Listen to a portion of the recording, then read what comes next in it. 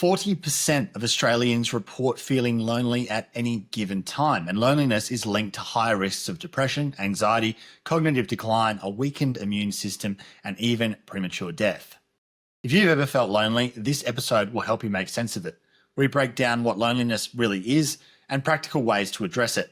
My guest, Nigel Polak, President of the Psychotherapy and Counselling Federation of Australia, or PACFA, talks through the differences between counsellors, psychotherapists, psychologists and psychiatrists, how they compare and how to choose the right fit for you. We also cover things to be wary of when looking into the world of online coaching. This is Nigel Polak. Welcome to Young Blood, the volunteer video podcast dedicated to young men's mental health. I'm your host, Cal McPherson, and this is a platform for young men and their loved ones to share lived experience stories and show that no matter what you're going through, you're not alone. Suicide is the number one killer of young people, and changing that starts with speaking up. So let's do it. This show touches on some tough topics that may provoke strong emotions. If you find anything in this chat distressing, please do whatever you need to do to look after yourself. Nigel, is loneliness an epidemic? It's an interesting question, isn't it? Loneliness is something that human beings have always experienced. It's always a challenge and it's always a stress. We are mammals at heart, and when you think about the difference between birds and reptiles and mammals, what you always get to with the warm-blooded mammal is that we like to huddle together for warmth. We like to stay together, and human beings have thrived through evolution because of our ability to stay together in groups, and then our increasing capacity to grow the size of our groups. What's happening now, I think, is the irony of a globally connected human race that has technology that enables us to connect. And the reason we love these technologies, the reason we love social media, the reason we love the interconnectivity is because it feeds that need that we have as humans to connect with one another and be interconnected. And so part of the challenge of what we're facing now is this kind of a bitter irony that we are more connected than ever before. And quite possibly people are feeling more disconnected than ever before. As we do hear in headlines that loneliness is an epidemic and it's killing more people than cigarettes and these kinds of ideas, how much truth is there to that in your view? It's like mental health. Mental health is an epidemic. Loneliness is an epidemic. We are in the middle of a phase of human history where we're kind of in love with the idea of epidemics post-COVID. It's something that we need to be concerned about. It's something that we need to think about and focus on. We know that about 40% of Australians report feeling lonely at any given time. That's a huge number. There's a lot of people out there feeling very lonely. And they're not always feeling lonely because they're alone. It's not uncommon to feel alone in the company of other people. Loneliness is essentially human, and it's complicated. There's many different forms of loneliness that we can experience. What's the difference between being alone and being lonely? I think you'll often hear people say, "Oh, I love my alone time. I like being alone." And what they're referring to is the peace that comes with not having to meet other people's expectations, the peace that comes from not having to feel that sense of needing to perform that we often feel in a social context. And so being alone is something that people choose to do in order to feel solace. People will head out in our society on wilderness retreats, and they'll intentionally go out and try and be alone. And it's a common feature of fairly young people in large cities to go, I've just got to get out. I've just got to be on my own. And people like that. People like that capacity to be alone and feel that sense of independence and freedom that comes with that. When that stops being a choice, when a person no longer feels that they're the one in control of whether they are alone or feel alone or not, I think that's when loneliness starts to set in. What would you say qualifies as really being lonely? I talk to a lot of people who express loneliness, and very often they're people who have social connections. They live in towns, they live in cities, they've got people around them, they've got families, but they don't. Very often loneliness comes down to how safe a person feels to be able to be themselves. in the company of those other people. One of the challenges I think that we face as a society is all of the expectations that we put on one another, all of the expectations around how people are supposed to be, and we're enculturated with those from a very young age, and it's quite a stigma. There's quite a shame around loneliness. I think all of us can relate to that. The feeling of, oh gosh, I'm feeling alone, I'm feeling lonely. Can actually tell someone, like, what will someone think of me if I actually share that I'm feeling lonely. I was actually spending time with a friend this morning, and they were sort of going, oh, I'm this, I'm this, I'm this, I'm that. And then they said, I actually think that I'm a bit lonely. And it was almost like a confession and a sense of them taking a chance of, oh, are you going to judge me for me telling you that I'm lonely? Are you going to think that I don't have the capacity to make friends? Are you going to think that people don't like me and that there's a reason for that?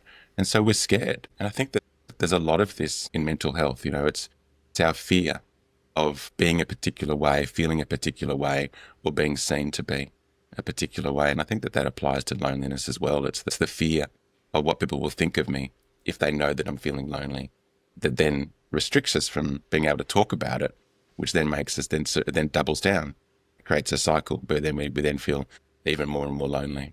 Is that tied to a feeling of inadequacy, and that if I'm lonely, I must be failing in some way as a human being because people don't want to spend time with me, or I don't feel like I can connect with other people, therefore there's something wrong with me? Yeah, a sense of insufficiency, a sense that I'm flawed somehow because of the impression and in our contemporary world, it's social media that really fuels a sense of all these people who are so well connected and everyone's chasing likes, we're all chasing being liked. And what if I'm not one of those people who gets hundreds or thousands of likes for everything that I post? And because I see that there's people who are getting those. And then what if I'm one of those people who posts and I don't get any likes, or I only get one like? Does it mean that I'm disliked? So I think we're very sensitive to loneliness right now. What about men in particular who choose to isolate themselves, and it's often part of the pattern when someone's struggling with their mental health, and especially men, that they will go into themselves and avoid social situations and stop enjoying the things that they used to enjoy and really isolate themselves from others, which can be dangerous. How does that intersect with loneliness, deciding to isolate on purpose? Well, it's the cycle, isn't it? I think that, are they deciding to self-isolate? I talk to men who are in these situations, and they're not really deciding to self-isolate. They're feeling that there's already something unacceptable about them. They already have a feeling that they're not fitting in, that they're not being included, they're not wanted, they're not liked, that there's already something wrong with them. Maybe they're, it intersects with all of the aspects of mental health.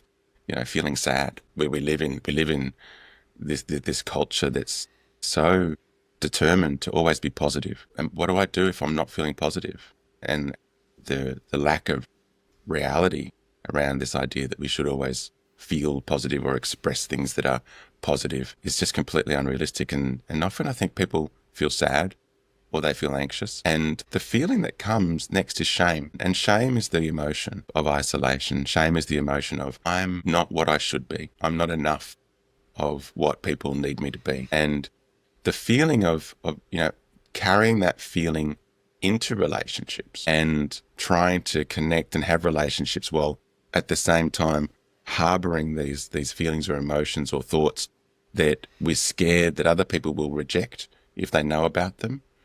The irony is it just feels worse, because we then go, well, you may be acting like you like me and you want me around, but I don't trust it because you don't really know what's going on beneath the surface.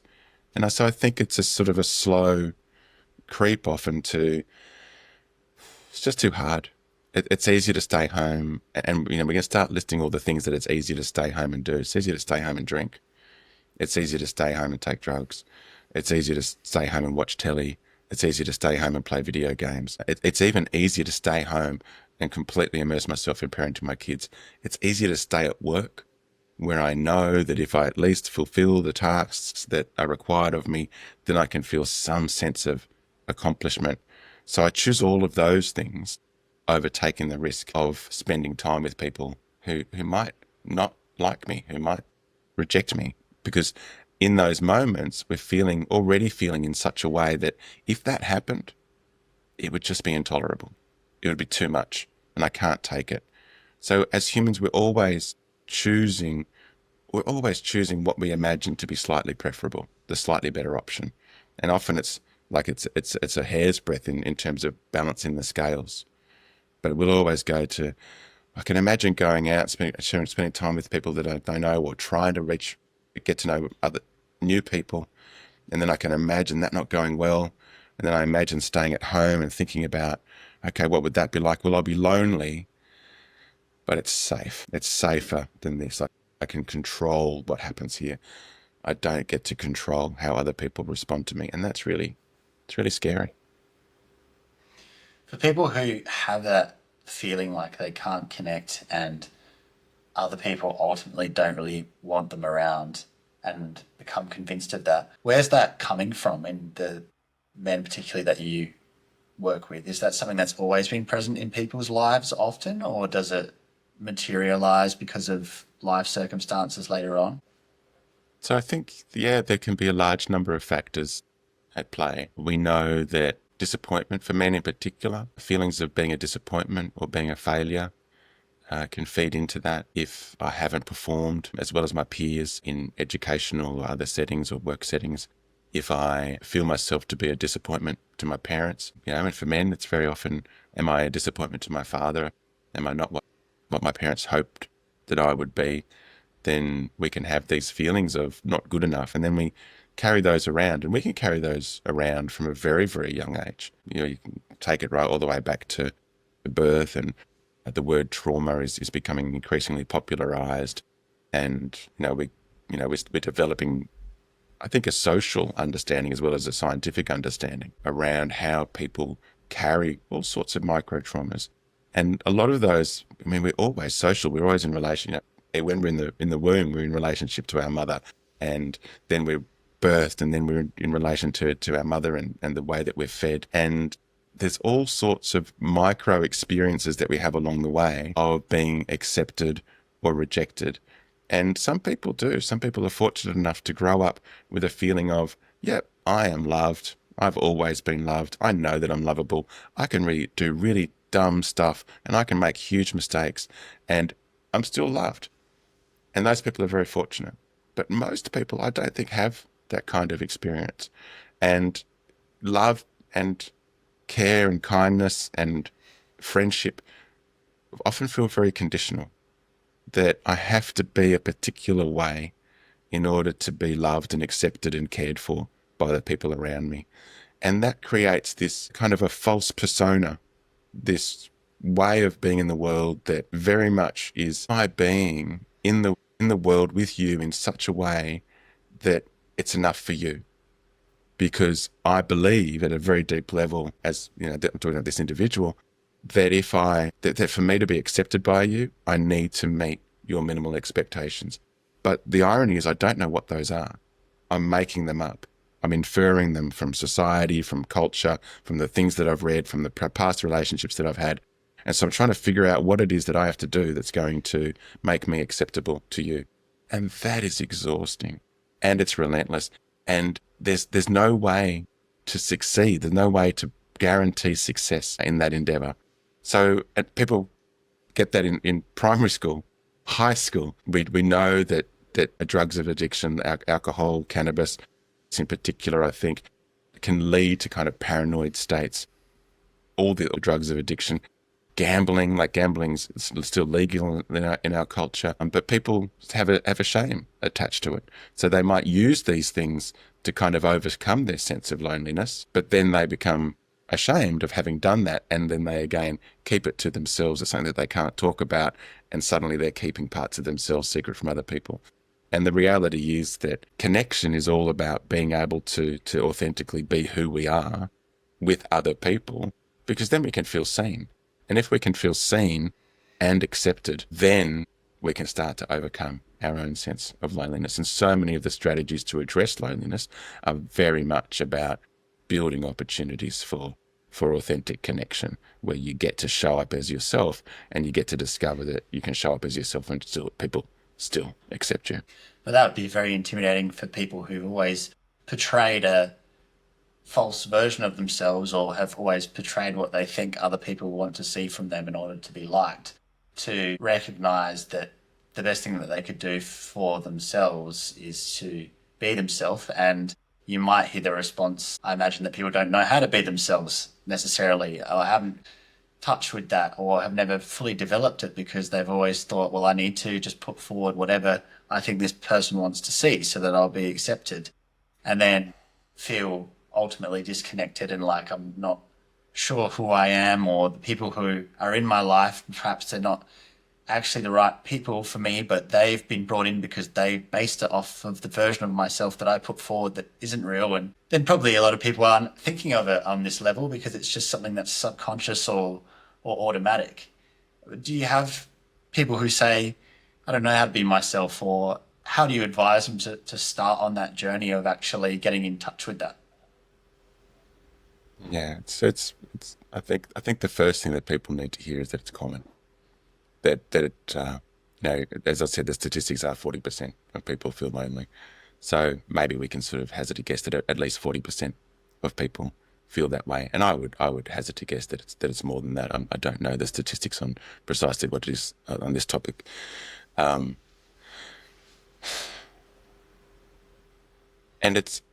there's kind of a wicked irony, right? We talked about how it's easier to stay home and not connect. And humans, and so much of what occurs, I think, in psychology is so much to do with choosing. We always choose the short term over the long term.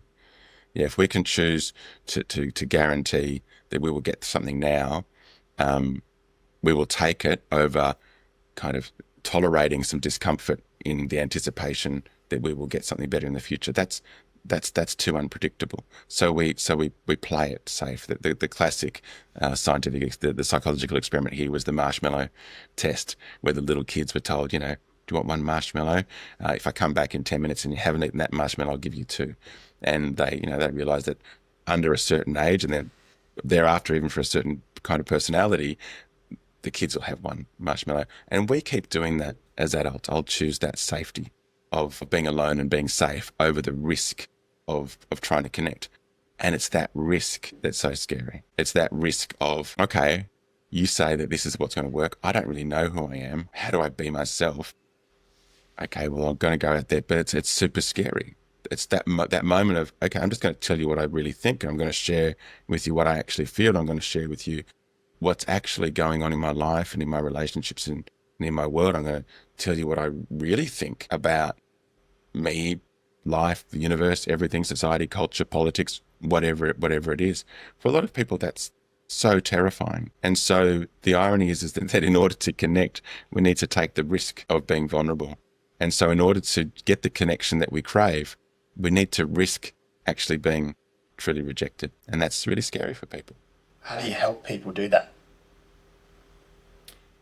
So I'm a counsellor. I'm the president of the Psychotherapy and Counselling Federation of Australia, PACFA. So I represent counsellors and psychotherapists throughout Australia. And what we're talking about is at the very heart of our work. Our work is to meet people one-to-one or in groups, and to create the safety in the relationship that they need to be themselves.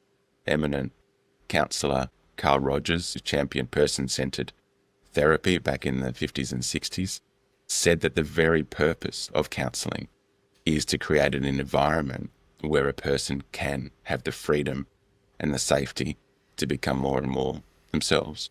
And so from a counselling perspective, that therapeutic relationship becomes a cornerstone, a benchmark. It becomes one place where I can take risks with being myself, and I can test, is it safe? Is it safe? Is it safe? Is it safe? Am I going to be judged? Am I going to be rejected? And people very commonly come to counselling, particularly men, in the expectation that the relationship will fail, that like so many of their other relationships, they will also be rejected in this one, that the counsellor, the therapist will find some kind of flaw in them. And it's that experience. It's almost like it's often referred to as a reparenting experience of, okay, let's start from ground one, let's start from the base. Let's give you a good foundation of feeling secure in a relationship and let you test that and let it survive and let me still give you the unconditional positive regard that you deserve as a human being. And then we can talk about, where aren't you getting your needs met? What other needs you'd like to be met? Okay, connection, huge. I've got sort of a top 5 list of what we need for mental health. Connection is number 4 on that list. The ones before it, I start with sleep. Sleep's the top of my list. Then diet, then exercise, then connection. So we've got to feed our basic needs, and then we need to be able to connect. So to start to build confidence and to be able to go away, parenting is often framed as having a secure base. There's a concept called the circle of security that comes out of attachment theory, which is the sort of the cornerstone of how we understand relationships in modern psychology. And the model is that the infant, the young person from the youngest age, as soon as they're able to move, they will be close to their parent, they will feel safe and they will feel secure, and then they will go out into the world, they will experiment, they will play, and then they will come back. And we all need that. We call it home. And ideally for us as humans, our home, for most of us, our home is a place where we meet other people, and we meet usually a person or other persons who accept us as we are, for who we are, no matter how we show up. So a therapeutic relationship provides that same foundation for someone to come, to feel secure, to go and explore the world, to come back to the therapeutic relationship and share and say, these are the adventures that I've had in the time between when I last saw you and seeing you now. And then that can be received and heard and understood and accepted, as well as connected with it. We can have a conversation about it. And then that person goes and experiments. What kind, I tried this, I didn't like those people. I tried that, I didn't like those people. Gosh, I went to this weird thing and the people there were really cool. I really feel that they get me. There's a concept of finding your tribe. It's a much more sort of coaching kind of concept of finding your tribe, but it has this lovely kind of, I guess, tribal ring to it that often appeals to us. And I think a lot of people, and particularly men, find it difficult to find my tribe. Who's my tribe? What's my tribe? I don't know what my tribe is. Where do I find that? And often society and our parenting and our schooling education hasn't set us up for the journey that we uniquely want or need to go on as humans. And often taking the step to take that journey is likewise very scary, because it often risks breaking the shaky foundation of relationships that we've got. What if I go off and do this thing and it fails? What if it doesn't work? What if I've left these people behind and then I come back and they're not going to want me again? And so we're often caught in this tension of, do I stay with what's safe, or do I go out into the world and explore? And if I don't fundamentally feel safe in myself, it is really hard to go out into the world and explore. So as counsellors, that's what we provide. We provide a safe place, a safe foundation, a core relationship in which a person can experiment and play and talk about all the dimensions, all the aspects of who they are, who they might be, who they want to be, who they don't want to be, what they like and what they don't like. And they can do that in that low-risk environment to build their confidence and flesh things out, and change their perspective without the perceived risk of rejection or what they're worried about from people in their lives. And then from there, hopefully go out and test it out and find out that it's not as bad as you thought it might be in your head, and slowly build yourself up from there. Can you just talk through the differences between some of the main ones? So start off with counselling and psychotherapy, and then maybe compare that to psychologists and psychiatrists. Okay. So being that I'm here to represent counsellors and psychotherapists, the cornerstone of that conversation is around what's recognised. So I represent the Psychotherapy and Counselling Federation of Australia, PACFA. So for us, counsellors and psychotherapists are tertiary qualified. They've got university degrees. They've done a placement with at least a couple of hundred hours in a setting in which counselling or psychotherapy is practiced, and they've got a minimum number of counselling or psychotherapy hours that they have to fulfill before they can even register. And once they've registered, then they need to fulfill, another 750 hours of practice plus another 75 hours of supervised practice, so supervision of that practice to then be able to register clinically as a counsellor in Australia. So counsellors and psychotherapists are a collective. We do consider ourselves to differing extents a single profession. We draw on essentially what we would call the psychotherapies, and there are a huge number of psychotherapies. You talked about, there being all these kinds of different ways of doing things. At last count, there was 5 or 6, maybe even 700 psychotherapies available. Counsellors are trained at a foundation level in a range of the most common psychotherapies. And so they have a good broad base of knowing how to be with people in different ways to meet the need of the individual that's presenting to them. So what kind of person are you? What do you already believe about yourself, the world, your mind, how it works? Counsellors are trained to meet you in the way that is best suited to you, and to then sort of work with you in a way that works best for you. It's very, very individualized. Psychotherapists are similar. Where psychotherapists, certainly within PACFA, start to differ is that they tend to specialize in what we call a modality, a particular way of doing psychotherapy. So these different ways of doing psychotherapy are very, very deeply rooted in philosophy, usually, and theories around what it is to be a human being. I'll try not to go too deeply into it. I lecture on these topics at university level. And then what psychotherapists must have that counsellors and any of the other professions don't have to have is they have to have done a significant body of their own work, usually about at least 150 hours of their own personal therapy in that particular approach. So they really know from both sides of the relationship what it's like to be in that therapeutic relationship and the kinds of relational dynamics that play out in those relationships. Psychotherapy in particular is really great for deep healing of what we would now think of as the more diagnosable end of the mental health spectrum. Counsellors can also work with mental health diagnoses, and they practice the common ones like cognitive behavioural therapy, CBT, acceptance and commitment therapy, ACT, dialectical behaviour therapy, DBT. Many of them are now training themselves in EMDR and eye movement desensitization, reintegration theory, and things like internal family systems, IFS, in order to practice those. Plus, they've also got that broad foundation of what the gestalt, the person-centered, the existential, the narrative, the psychodynamic, these different ways of doing therapy. So that's your counsellors and psychotherapists. And again, psychotherapists we would picture the sort of more of the high level end of mental health and mental distress long term, things that are related to deep childhood issues.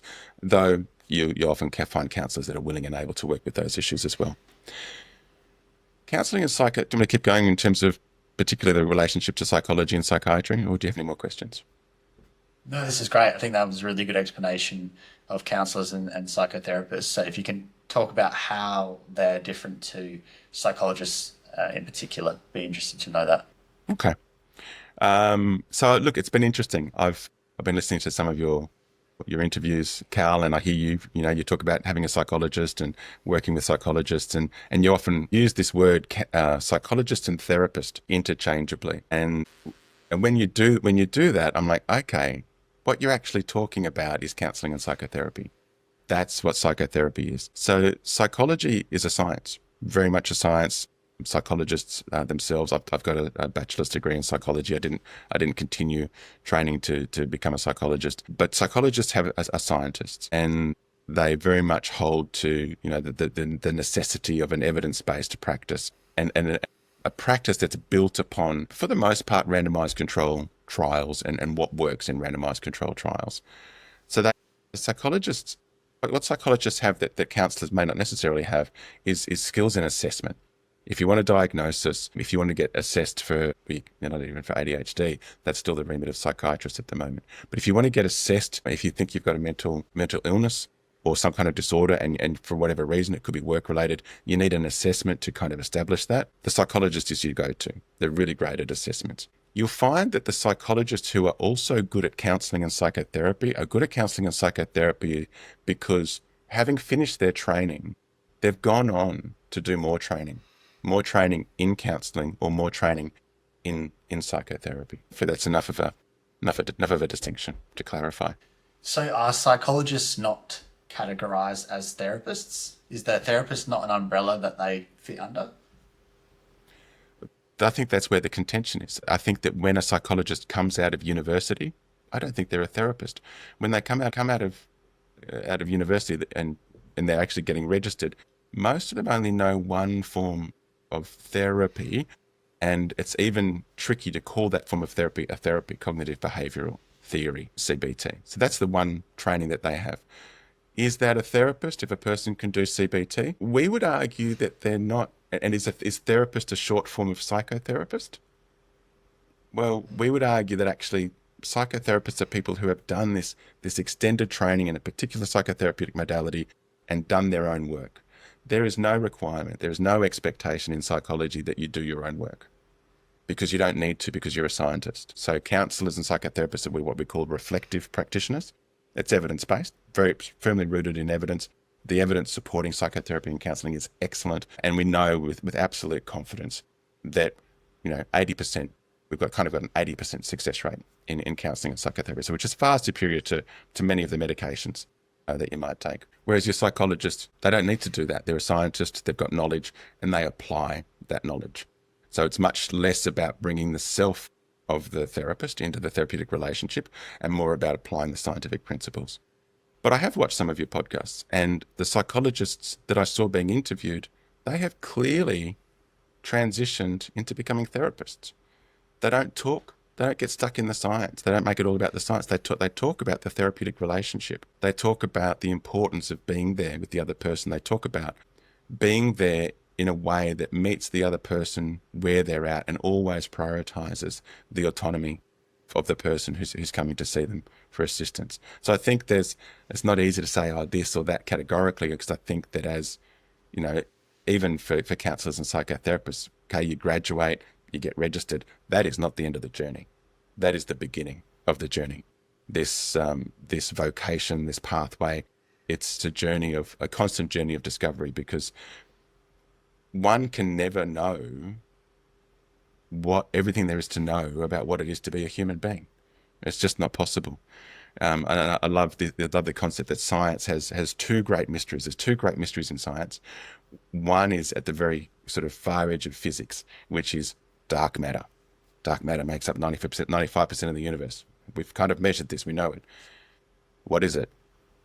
I got no idea. Okay, let's go to the other end of the spectrum, into psychology and psychiatry. All right. Okay, consciousness. We've all got it. We all live within it. We all have consciousnesses that engage with other consciousnesses. Okay, so what's consciousness?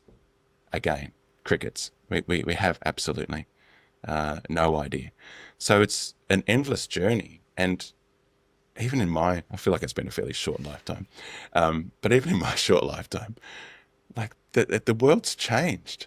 So even if I did 15 or 20 years ago go, I got it, I figured out this human race thing, 20 years later, it's like fast forward, AI, internet, kids live on screens, everybody's ping, ping, ping, ping, ping. I've got no idea. I've got to start again. And the way that we do that is we meet. I mean, I meet so I might do 30 sessions a week. And every time I sit down, I might have seen this person 30 times before. But when I sit down opposite the person in front of me, I am meeting them again for the first time. And I'm sitting in open curiosity around, who am I going to meet today? Who is this person that I've met before? My brain's telling me, yeah, you know them. I don't know them. Who are they going to be today? Because they're going to be something different today to what they were the last time that I saw them. And that's what I'm interested in. I'm interested in, who are you today? Who were you yesterday? Who are you today? Who do you want to be tomorrow? Oh, that's beautifully explained, and I haven't heard it put like that before. I think that's very helpful. And if you did say that you had it all worked out, that would make me very suspicious. So I'm glad that you admit that that's not the case. Beware of anybody who does tell you that they've got it all worked out. Yeah, I wholeheartedly agree with that. We can talk a little bit more about that. Is there another term that possibly could be the umbrella term for everyone, like all those different modalities that we mentioned earlier, and I've been using therapists, should I say practitioner instead, or is there no term that can really identify the whole group of people who try to help people? Once you narrow it down to people who try to help people, because psychologists perform a huge variety of roles in society. It's just that the only one that's really relevant to Joe Public is the therapist role. But that's actually a small part of what psychologists do. That's the whole part of what counsellors and psychotherapists do. So I think that if you're talking about people who have this intention to meet other people in a healing relationship, and it can be in individuals, it can be with couples, it can be in groups of any size, then yeah, let's call it therapy. Good to know. And then psychiatrists, also scientists, but they can prescribe medication. Many psychiatrists historically have, again, retrained in psychotherapy, and many of our kind of most prominent thinkers in psychotherapy and counselling are psychiatrists historically, and even today. There's many leaders in that space. But the difference is that, again, yes, very much about assessment. Psychiatry is about assessment, diagnosis, and then treatment.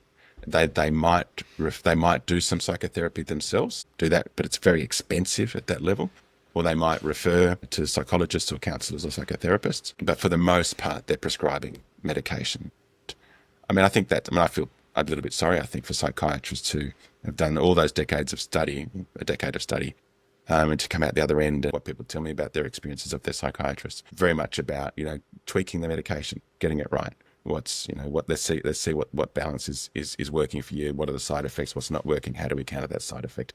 And that tends, within our mental health system, where the language, if it's within the mental health system, the thing is that counsellors and psychotherapists and psychologists work across a whole range of sectors. But if we're talking about in the mental health system, then we're mental health practitioners, and that's become the role of the psychiatrist. The other person that we haven't mentioned in the mental health space is the GP. And the GP is really significant because in the Australian health system, the GP is referred to as the gateway, the entry point into anything health related. And many GPs are now trying to skill up in mental health so that they can have better conversations with their patients. But again, they have to charge in 15 minutes units. It has to be billable back to Medicare. That's their business model. GP practices are businesses. All of the things we're talking about, counsellors, psychotherapists, psychologists, unless it's sort of government funded, it's a business. And so they have to figure out how to make ends meet, and they need to, that needs to be profitable. And they have to do it in these 15-minute units. And it's very difficult. There's only so much you can talk about in 15 minutes. I booked a double appointment with my GP the other day, and I'm like watching the clock going, we're going over time here. I hope you're going to be okay with the rest of your patients for the rest of your day. And did not even touch anything mental health related. It was just going through physical stuff.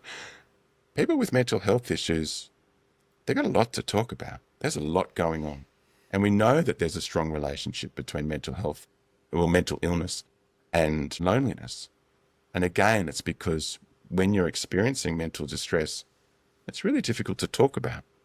It's really difficult to find people who can sit in openness and acceptance and tolerance of your distress. Most people in our world still, when we encounter another person's distress, we want it to go away. We don't like the uncomfortable feelings that it brings up in ourselves. And so we find there's all sorts of ways, and you'll find lots of stuff on the internet about all the ways that people don't listen, don't hear, put silver linings around things, try and make things better. And unfortunately, none of those things help the person who's trying to express themselves feel connected and to feel that they're not on their own with what they're experiencing. And for many decades, GPs have been working off that same test for depression of the 15 or 20 questions. I can't remember exactly how many questions, but 10. There's 10 or 21. I think it's DAS 10 and DAS 21. And yeah, I remember doing that. I was at a particularly low point in my life after a significant traumatic event when I went in and said, oh yeah, maybe I've got some stuff going on. He goes, I think I got 10 questions. Yep, there you go. Do you want some medication for that? I was like, oh gosh, that was surprisingly easy and very, very different to the kind of work that I do with somebody presenting in exactly the same way. And the issue with that being, if you fall somewhere outside of those 10 questions, there is still very likely to be an issue or someone who's in need of help. But if it doesn't match up with that standardized way of assessing that, then there's a lot of people slipping through the net who do need help, but it's not getting picked up. And I think the research says that men, particularly in a GP context, they need to be asked the right question, because we're generally less forthcoming than women in that we'll answer the question that we're asked, but if we're not asked the right question, we're not going to offer anything else that might be relevant that hasn't been brought up. Absolutely. And I think that what you've touched upon there is kind of very much at the heart of the differences that we're starting to talk about. And the word that you used is standardized. And systems, like a health system and a mental health system, governments, large organizations, we want standardized measures so that we can categorize things. And in the physical sciences, in physical medicine, that makes sense. We've all got hands. Well, most of us have hands. If we don't have hands, well, then it's an anomaly. So hands and heads and hearts and all the different organs, and we can look at them and we can slice them up and we can see them under a microscope. But when it comes to mental health and so-called mental disorder, it's really tricky to go, what's normal, what's not normal, what's abnormal. Most of psychology has been very much focused on abnormal psychology. What is a diversion? And it's a bell curve. So we take a bell curve, we go 1 or 2 standard deviations from the norm. So this idea of normal comes from the statistical concept of the norm in a bell curve. And anybody outside of those 2 standard deviations, that's abnormal. So that's where our abnormal lies. Whereas it's really interesting being a counsellor. It's like, I don't even have to think about that. You come to me, you sit down, we have a conversation. I don't need to standardize you. I don't need a standardized test for you.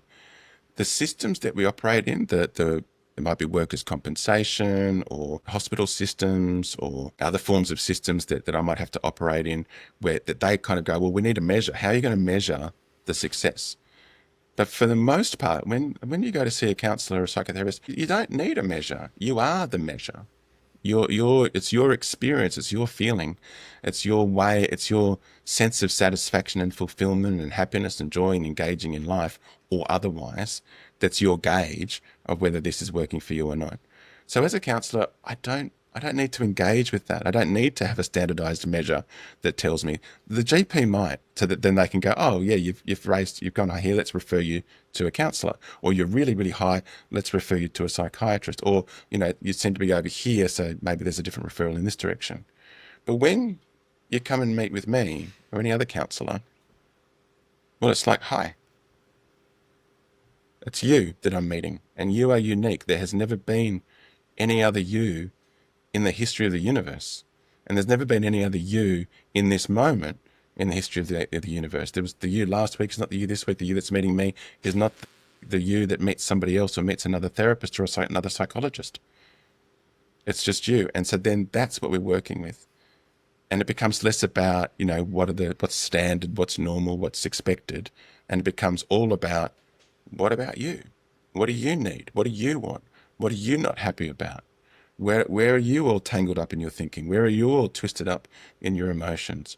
All right, well, let's start teasing it out. Let's start unnodding. Let's start getting clarity. Let's start getting clear on who you are, who you want to be, what's happened that's got you to where you are, and what are the steps that you might take out of that into the life that's life that's better designed for who you are as a unique individual, knowing that the world around you is going to keep on changing. And so you're going to have to keep on changing and keeping up with that change as well.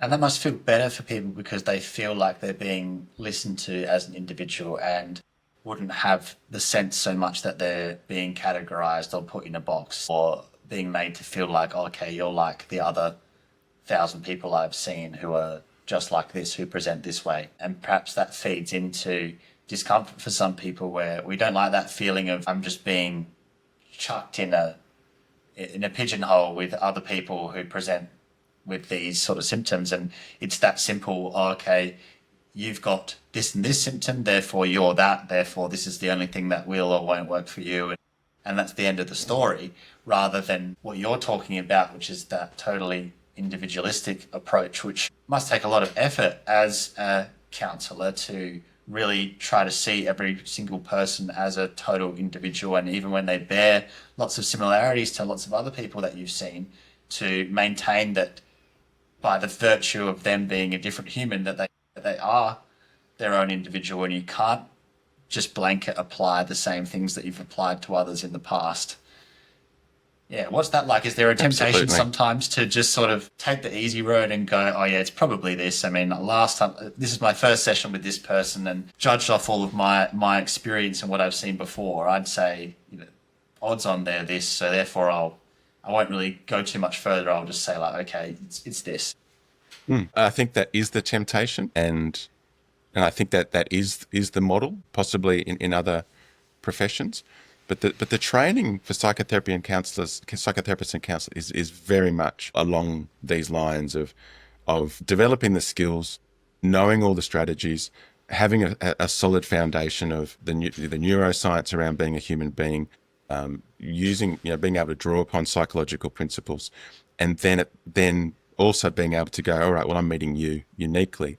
And then there is training in that, and it's not easy, and it takes constant work. And all counsellors and psychotherapists have supervisors. It's a part of the requirement for your annual renewal as a counsellor or psychotherapist to have a minimum number of hours of supervision, so that when you're not just out there on your own. And because we can have this tendency to sort of drift off into who we think we are. And it's good to have a person keeping us accountable to actually who we actually are as therapists, and what our role is in relation to this individual. And it is to meet them as they are, and not to sort of go, oh, okay, I've got this idea in my head, and I'm going to superimpose that idea onto you, and then I'm going to treat you as if you are that idea, because now that's in between us. Now I'm not engaging with you as you are, I'm engaging with my idea of you. And that is a constant challenge for all of us all the time as human beings. It is so much easier. It's almost lazy. And we are, we're just humans. We are lazy. And if we can just categorize people and go, all right, you're that, and my brain goes, oh, this is how I treat people like that, then we will do that. And that's where, bias and racism and sexism and all these things come on us, our idea of what people are. But nobody, we all like to do that. We can't help ourselves because it makes our lives easier, but nobody likes to be met that way. Nobody likes to be met with the idea, somebody else's idea of who they are. And it's very uncomfortable. I assume that most of your listeners, and you've also experienced this sense of, you're not really talking to me. You've got a preconceived idea of me, and you're talking to that. I can't help myself. I'm a middle-class, middle-aged, white male, cisgendered white male. And sometimes you see people going, I encounter people and I'm going, oh, you can't really see me and who I am. You're just reacting to that. You're reacting to that, your idea of what that is. And so it's a constant part of, I talked about this journey of making sure that we are not doing that with our clients. And we don't always get it right because we are humans, and we're not always going to make that happen.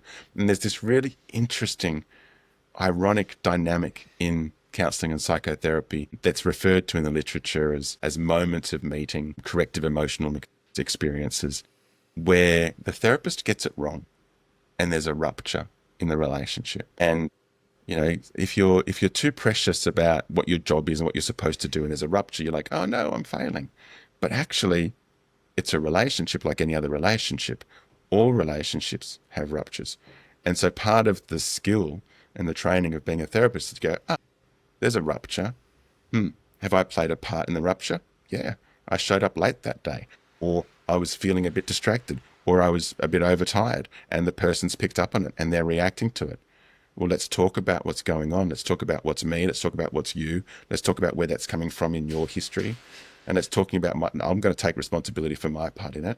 And then often for people, this is kind of almost a holy grail of what's happening in a therapeutic relationship, even though it's come out of what would seem to be a mistake, because now we're repairing a relationship that's been ruptured. And that's really difficult. That's one of the core skills of being a human being in relationship with other human beings, to be able to have that relationship get hurt in some way, to feel hurt, to feel disrupted, to feel rejected, to feel dismissed, to feel whatever it is, and then to be able to go, okay, even with that happening, there's been accountability, there's been responsibility taken, and we've been able to talk about what happened, make sense of it, and reconnect again. And that's a skill that anybody in deep relationship with anybody else needs to be able to have. And it's extremely healing. When a person who's never had that before has that experience with another human being, it's a deeply, deeply healing experience. Well, it shows that there is a relationship, and then you build trust, and it shows that you actually care about having that person on side and genuinely want to be able to help them, and you're not just doing it because it's your job, even though you are doing it because it's your job, but it goes deeper than that. And I think people who are very cynical of therapy think they're just there to get paid and they'll put me in a box as quickly as they can and withdraw the $250 from me and view it that way. And that for people who are starting out the first time, that whoever the counsellor or psychotherapist or psychologist has to often work against that mindset of, oh, this person's just here doing the bare minimum and they're just going to get paid and they don't really care. And you have to care, but you also have to, it is your profession at the end of the day, but you shouldn't be doing it unless you genuinely care and want to be there for the right reasons as well. So Nigel, we've talked about all of these, and there's some really great explanations of all of those. That's been really helpful, and we haven't actually defined all those on this show like this before, so I'm really glad we're having this conversation. Talk to me about where coaches fit into this whole picture. Well, as I said, I only represent counsellors and psychotherapists. I personally, you get qualified and you just go do all sorts of things. Even before I was qualified, it was another branch of personal development. So I've participated in a lot of coaching programs. I'm very happy to bring coaching into counselling. There's kind of a supervisor of both coaches and counsellors and psychotherapists. And what we say, or what the literature says, and what I repeat is, if you're a counsellor, actually let's go the other way. If you're a coach, coaching tends to have a model, a frame, and it tends to be a series of sequential questions that lead a person from where they are to where they would like to be. And if you're trying to do that, and the person wants to tell you a story, I once participated in coaching with the person who said, yeah, I don't want any stories. Yeah. We're going to ask the question, answer the question, but don't tell me any stories. If you tell me a story, I'm just going to go around it and come back to the question. So it tends to be very sequential and sort of leads you in a particular direction to a particular outcome. That's coaching. Don't do any counselling. If you're trying to do coaching, don't do counselling. Ironically, on the other side, if you're counselling and you want to do some coaching, we can slip in as many coaching skills as we want relatively seamlessly into that therapeutic relation, just like we can slip in psychoeducation, psychological treatment with technologies, breath work, mindfulness, meditation, guided visualization, experimentation. So we can integrate all of these things into our counselling practice, and the training of counsellors and psychotherapists just makes sure that they do that in a safe way that's considerate of all of the needs of the individual. That's the starting point with coaching.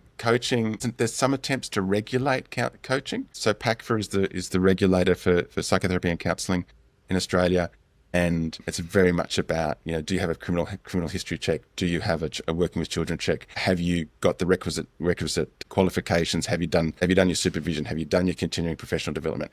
Have you got your practice hours under your belt? Are you actually skilled in what we are saying to the world that you are skilled in?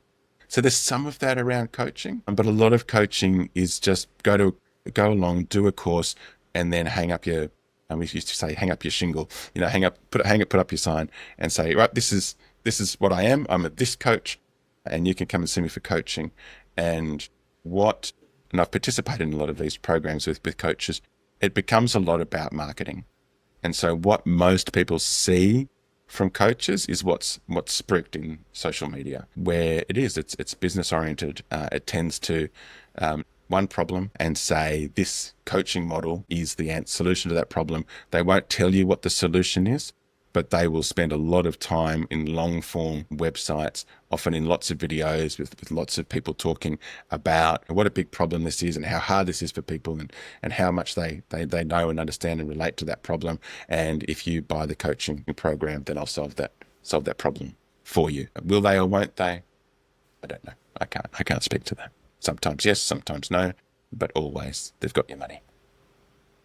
And what is the qualification for coaches? Is there, in your view, legitimate coaching qualifications? I know there'd be coaches out there that don't even attempt to get one of those who still call themselves coaches.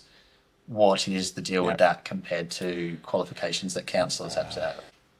Look, we're getting into territory that I'm not really qualified to answer, and I do want to be careful about that. The International Coaching Federation is doing what it can, and there are a number of training organisations in Australia that meet International Coaching Federation requirements. Coaches are able to have membership of that kind of organisation. I have not looked deeply into the legitimacy and those requirements. I'm really only qualified to talk in detail about the specific requirements of PACFA registered counsellors and psychotherapists. What about people, and there's plenty of them online, particularly Instagram, and it's become a real thing in recent years of, for example, some fit guy who's read a couple of books and makes videos with his shirt off and claims to have the answer to confidence and resilience, and you can get the girl and the body and you can be alpha like me. You just have to book a coaching call and buy this program for $3,000 and I'll guarantee that happens. Or I won't guarantee it, but do this. Don't go and spend money finding someone who's qualified, who could probably give you what you really need. What you need is confidence and to be motivated, and selling the image and the dream of that at a very high premium without any of the regulations that people who've trained for a very long time to be able to offer work in that kind of space have to do. What's your take on that? The risk is that people are being preyed upon, and we need to be aware that that's exactly what's happening right throughout social media and the internet. Pretty much everything that we're asked to click is some kind of scam. And I'm not saying that all of these coaches are scammers, but they've got a particular model that works psychologically. Here's the hook on your social media reels as you're scrolling.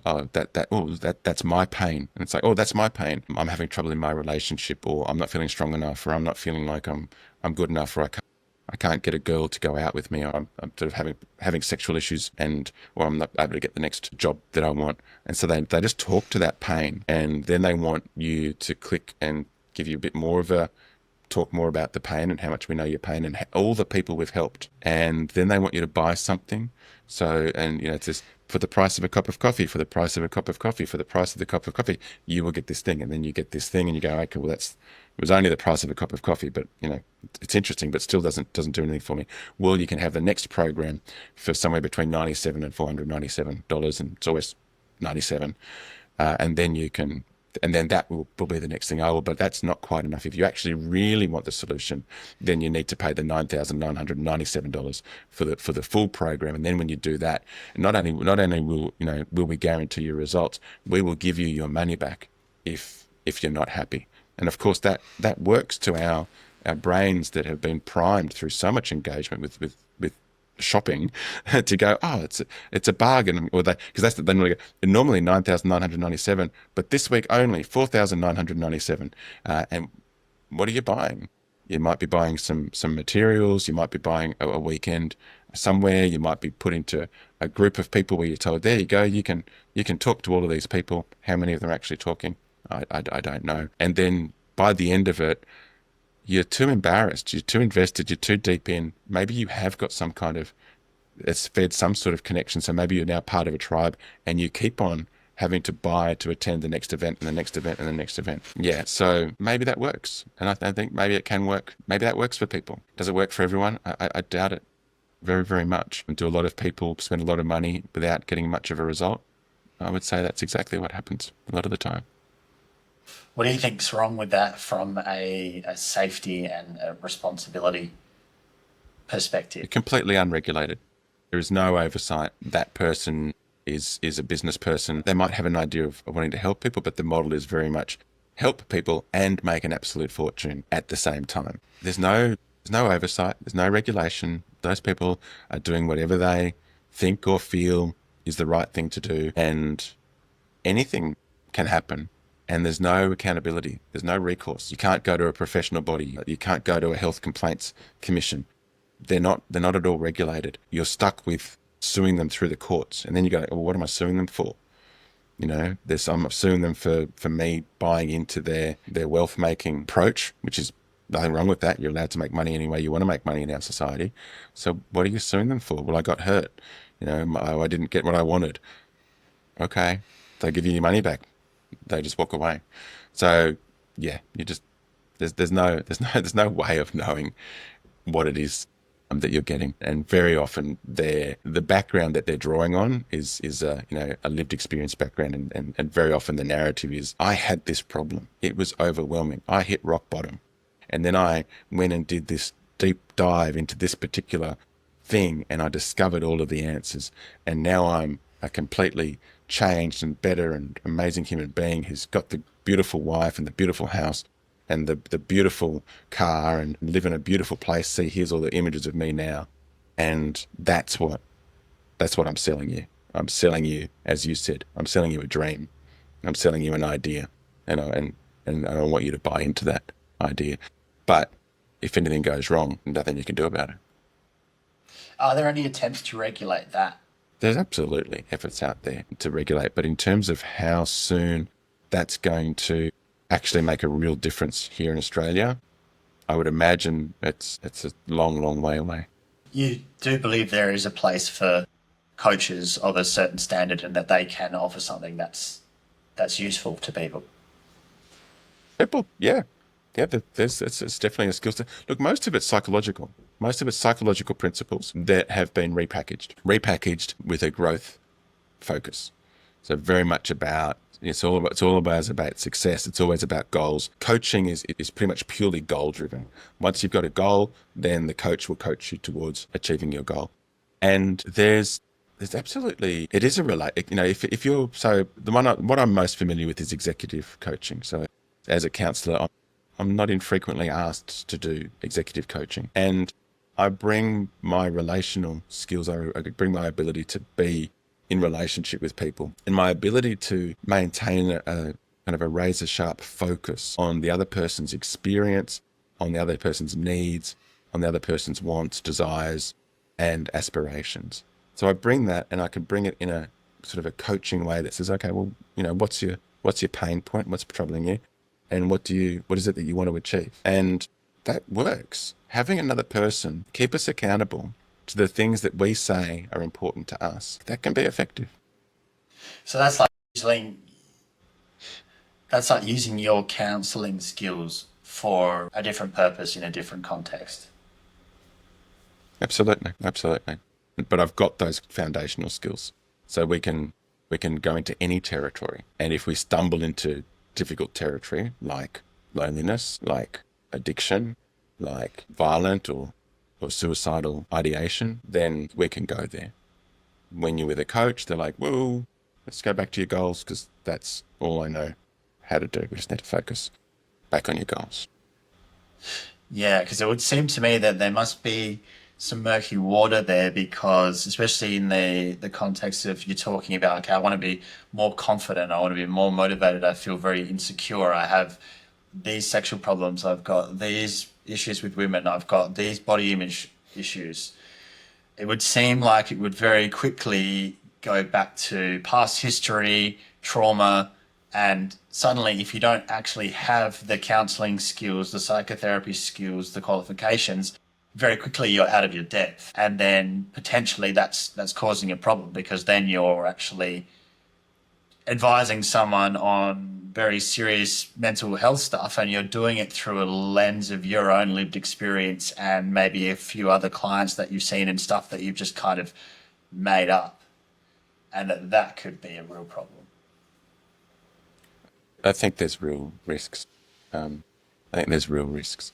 And I think that anybody, and this, one of the things that we haven't touched upon in terms of any of these relationship-based services is that if you're not comfortable as a client, as a service receiver, consumer, if you're not comfortable with what's happening, if you don't feel good about the therapy or the coaching, then you need to leave. You need to get out of there. Don't feel that you're ever dependent upon that particular person. And that's the advice that, like, anybody who asks me, what's your best advice for finding the right counsellor? Well, first of all, make sure that you resonate with whatever available materials there are on them. If you get a personal recommendation from a friend or a recommendation from your GP, that's great. But don't expect it to work. Yeah. Like, give it your best shot. But very often it's not exactly the right fit for you, because these are human beings. Yeah. Somebody sits down across from me, a young Aboriginal kid sits down across from me and goes in their head, "You will never understand who I am." And I'm like, "Hey, actually, there's a young Aboriginal counsellor that I can refer you to. Go and have a chat to them." And then they meet them. They go, "Right, I can see from just by looking at you, my brain's telling me you're going to get me because you dressed the right way, you talk the right way, you understand my language, you can use some of my cultural references, you get me." And that same principle applies for all of us. Sometimes we meet someone and we're just like, "Oh, you're never going to get it." And that could be true, or it could just be our head. Doesn't matter. What we know is don't keep banging your head against a brick wall. Don't flog the dead horse. Move on. Yeah. Ask for a referral from that same counsellor, or go and find somebody else and have another go. Don't give up. Too often I hear people say, I tried therapy and it didn't work. And I'm like, what kind of therapy did you try? Did you see a psychologist or a counsellor or a psychotherapist? And it was a psychotherapist. What kind of psychotherapy was it? Was it a male or a female? Were they young? Were they old? Were they sort of sexual and gender diverse in a way that aligns with your own sexual and gender diversity? Like, what was it? Because one size does not fit all. We are counsellors and psychotherapists in particular. We're not trained to just go apply the theory, do the assessment, then apply the practice. That's what's going to work. No, you're going to meet an individual human being, and you will really connect with one, or you won't. And if you don't connect, don't keep going. Find someone else, because when you do connect, then you'll relax. Your guard will come down. You'll trust that they'll be able to know and understand you and work with you around the issues that you're struggling with, and that gives confidence and hope to the entire process, which is actually really important. Those are really important ingredients: having confidence in your therapist and having hope that this is actually going to work in my favor. I think another layer of things to think about, particularly as it applies to coaching, like we were talking about before, is that you might feel like you really do have a connection with someone who's offering one of those programs, or you're connecting with the video content that they're putting out, and they're speaking to those pain points, and they're showing all the markers of the kind of person that I'm trying to be, so therefore they must get me. They're talking about how they used to not be confident and they didn't have all these things, and now they have all these things, and I'm in that place, so they must get me. And then when I had a call with them, they're charismatic and they pumped me up and made me feel good and signed me up to this thing. And then, I very much feel like it is working for me. I am getting something out of it, because there's all this positive reinforcement and there's a dollar sign attached to the end of it, but I'm feeling like it is working. And then maybe I'm introduced to a community of 50 other people who are all in this group, and now I feel like I'm a part of something, and that is helping. I think it is helping. But then maybe you get to the end of it and that ends, or your money runs out, and you kind of turn around and go, "Oh, what am I actually left with?" Like I felt pumped up in the moment, or like it was giving me something, but it wasn't really based on anything. And now I just sort of feel like a fool, or like I've been chewed up and spit out, or that I have to stay on the hamster wheel, because what the good feeling I'm getting is actually because I'm feeling a sense of connection, like I'm part of something, but it's all based on me paying more money. Some therapy doesn't seem like it's going to be very fun. Like if we're delving into past trauma and things that I feel deeply uncomfortable about, and I don't want to bring that vulnerability forth, and all those things that go around in our heads that prevent us from going into therapy. And then there's another alternative, which is someone presenting an image that's very appealing to me, and it seems pretty straightforward. There's these 5 things that I needed to do, or there's like a blueprint particularly appealing to me as a young guy in particular. And I can get financial freedom, and I can get the woman that I want and the body that I want, and get my confidence, and that sounds great, so I'm going to put the money to that instead. My point was that's also important to be aware of, that just because it sounds like the dream doesn't necessarily mean that it actually is. No, it's not. And this, we're lazy. We want shortcuts. We love a shortcut. If I can bypass all the hard work, and if I've got someone who's telling me, you don't need to worry about that trauma stuff, that's all in the past, just focus on the future, you'll be fine. That's sexy. That's appealing. And I absolutely understand and appreciate, and been there myself in terms of, oh yes, that sounds like a great idea. Let's go and do that. But you can't. There's no shortcuts. This is life. You've experienced what you've experienced, and your brain's not going to let you just forget it. There's, you can't go over it, you can't go under it, you can't go around it. You've got to go through it. And like we said at the start of this conversation, if it sounds too good to be true, it probably is. And be wary of anyone who's saying that they've got it figured out and they have the answer and they can teach you the secret. Yeah, absolutely. So Nigel, what would you say to someone who's trying to figure out where they should go? Should they go to a counsellor? Should they go to a psychotherapist? Should they go to a psychologist? Do they need to go to their GP first? And then they know they've got something happening and they really would like some advice or someone to speak to. What are some steps that they can go through to figure out where they should start? If you want or need a diagnosis or assessment for something, maybe even if you need a report written on your behalf, then maybe go to a psychologist. You can go via your GP. You can get Medicare, not funded, they're Medicare rebated sessions with a psychologist. It's not very much. It's not as much as people would like to think it is. It's not like you get 10 free sessions. It's just that you get 10 sessions where you get a Medicare rebate. Then definitely see a psychologist. If you are hyper rational, absolutely love science, if you have the belief that everything in the world that's knowable is knowable by science, then you probably want to start with a psychologist. If you're interested in figuring out what's going on with you, if you're interested in figuring out what's happening in your relationships, if you're just not feeling great about yourself or your world or your part in it, then I would suggest you go and talk to a counsellor. Counsellors are great at working through a whole wide range of challenges that people are facing, and sometimes this sounds a bit trite, but it's not at all. It's problems in living. Counsellors are absolute experts in assisting people with their problems in living. So if you've got a problem in living your life, something that's getting in your way, very often it's emotional, it could be behavioural, it could be psychological, it could be relational. See a counsellor.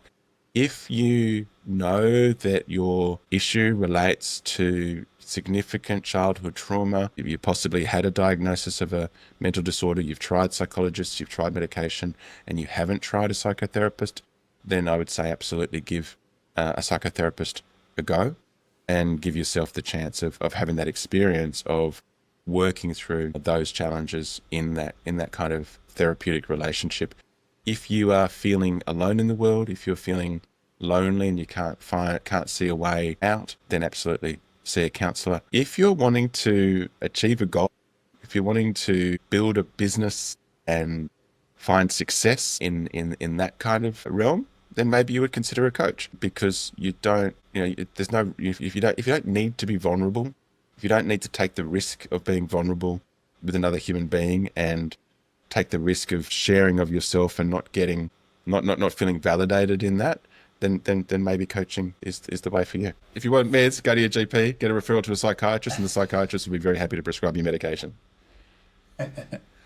Very comprehensive. That's been really helpful, Nigel, I think, for people to hear about all those different forms of therapy, and we'll say therapy because I don't know anything a better word for it.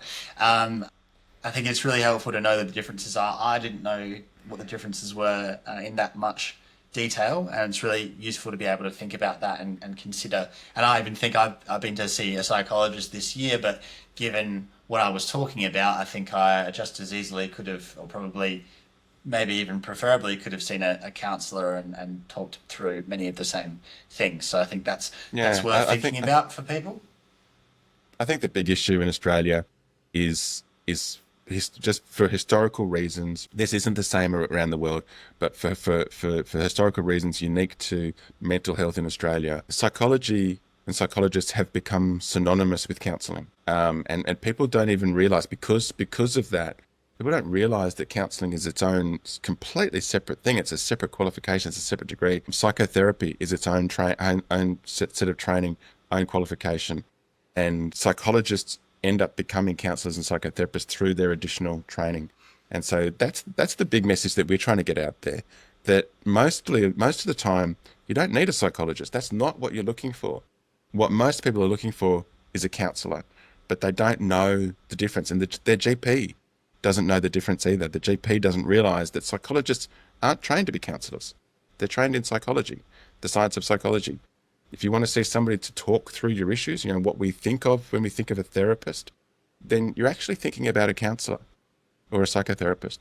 And so that's the message I want to get out there, that you don't have to go see a psychologist. You don't need a GP referral.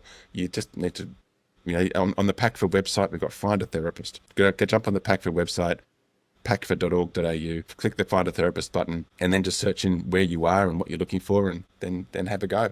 And if it doesn't work out, first one session I recommend. If you go to one session and you're like, I didn't really like that, that wasn't really for me, I didn't feel seen, I didn't feel heard, they talked too much, so I didn't feel understood, just find another one, try another one, or start asking people that you know if they know someone's good, because that also really helps, that kind of warm referral that when, and that's what I do locally. I'm like, I hear people talk about other therapists, and I'm like, okay. And I ask questions. What was it like? Did you like them? Were they able to understand you? Were they able to go where you needed to go? Yep. I'm like, great. So there's certain therapists in my local area who get all the referrals from me because I get that feedback that they're able to show up and be what people need them to be. Terrific, mate. We'll leave it at that. Thank you. Thanks very much. Appreciate being here, Cal.